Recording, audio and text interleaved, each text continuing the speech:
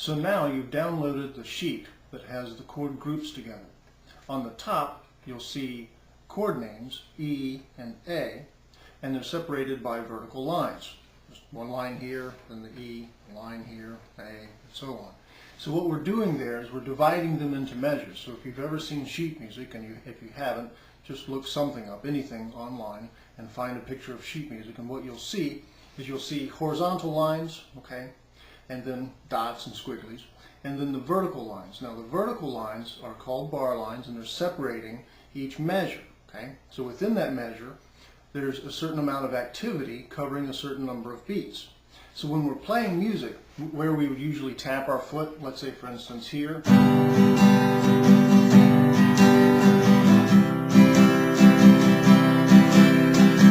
okay, that feeling that we have there, right where we would feel this, da da da da da da da da da da da, and then the next chord, okay? So what happens is that things last a certain number of beats, and then we're on to the next set of beats, okay? And so it just divides things up rhythmically. So what I was playing was in 4. So we would play 1, 2, 3, 4, 1, 2, 3, 4, 1, 2, 3, 4, 1, 2, 3, 4, and so on, okay? Now it's not important at this stage, of course, to be able to play and count and keep the rhythm of all these things. Don't worry about that. I just want you to understand the concept of an underlying pulse in music, and that we're playing along with that. It's the same place where we eventually put the metronome to keep us on track with a certain speed, okay? So again, what we're looking at here is that E is in a measure by itself, and A is in a measure by itself, and then we have another E and another A, and the two little dots on each end, those are repeat signs, so it means we just repeat that section. Now I want you to understand that you can just repeat it indefinitely, over and over and over again, until you feel really comfortable with what you're doing. And what we're working for here is we want to play the E chord and pluck each of the notes and make sure they sound really great. Then we move to A, and we play each of those notes and make sure that they sound really great, because our goal is to have all of the notes sound great the very first time we play them, because we don't want to go about learning how to strum and so on and have the first strum not sound so great and then the second strum sound a little bit better, and by the time we get to the end of the measure we sound great, but then we've got to start the process all over again. We want to sound great the first time out, don't we? So that's what we're aiming for. So let's talk about how we move from one chord to the next.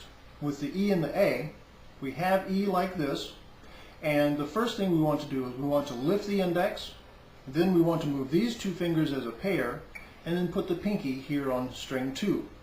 Then, on our way back, we want to take the pinky out first, move these two fingers up, and then put the index in. Now you could do these in any order that you wanted. I found that this order works best for most people, but you could really just choose any order that you want. But the key is to use the same order every time.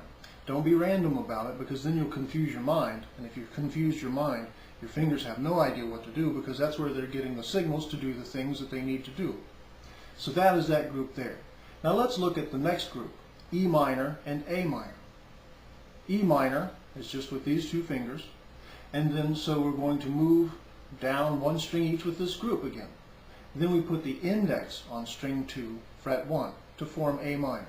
So the first thing we do going back is that we take the index out, move these two as a group, and then we're finished. That's all we need for E minor. Okay? Now let's talk about going from A to D. That's the next group. Now we had previously learned how to do A with these three fingers, and that works really well when we're playing E, because we get to use these two fingers as a group, adding either the pinky when we're here playing A, or when we're playing here and adding the index to get E, and also with E minor and A minor, these two move as a group, okay? But when we are playing A with D, if we start with this group, sometimes it's a little bit troublesome to move to D with these three fingers. Not only are we using different fingers, but nothing really stays on the same string or anywhere near the same fret, they just kind of move all over. But if we start with these three fingers, and you'll need to take a little while to make sure that you can make it sound good. Then what you would do is lift these two fingers, move the ring finger out, and then put the middle and then the index in to form D. Then you would take these two out, draw in this ring finger, because it's the one that gets to be closest to the fret, and the other two go behind them. So we save time by not starting here too close and, oh, I gotta move over here. Oh, whoops, I gotta move over here too. So we first get to put them in the reverse order away from the fret. So it does save a little bit of time that way. And again, making sure that each of these sound good, because that's what we want to do. We want to sound great the first time. Okay? So now moving to the next group, A minor and D minor. A minor is like this. We're going to lift the ring, and that leaves the middle and index fingers here, and they're going to move as a group down one string each, and then we apply the pinky to string 2, fret 3.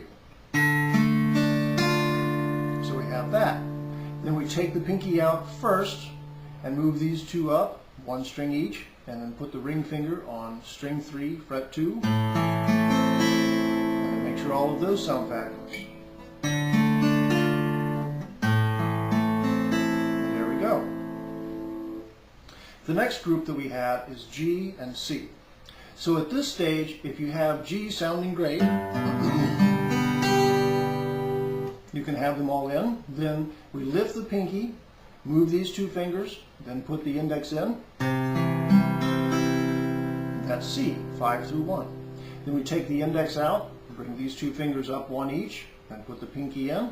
And there we go. And I'm in more of a playing position, so if you remember from a previous video where we were talking about the pinky and mine was dancing around because I was leaning over so you could see, it's a lot more stable now. We have a nice round knuckle here and round knuckles there. So you'll notice the same about yours.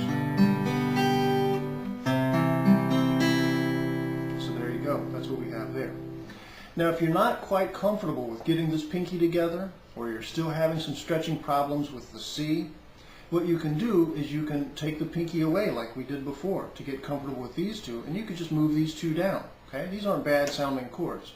They're just slightly different named chords, and we'll get to that later. Okay?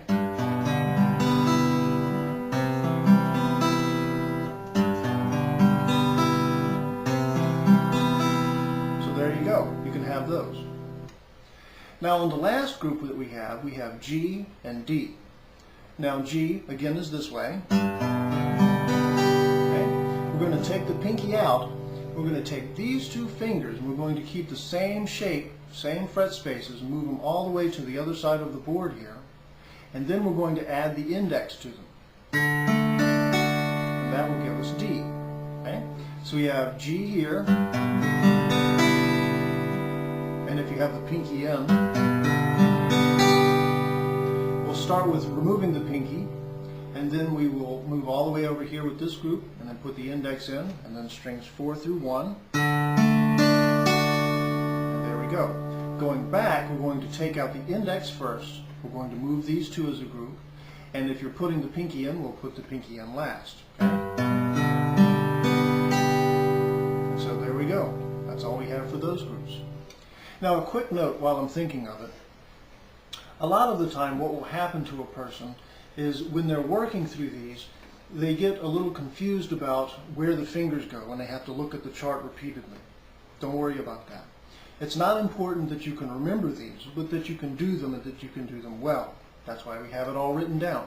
So if you don't have them memorized or you can't remember the names and you have to check back and make sure this shape goes with that name or that shape goes with this name, that's fine. Not a problem. All right. Well, very good, and we'll see you on the next one.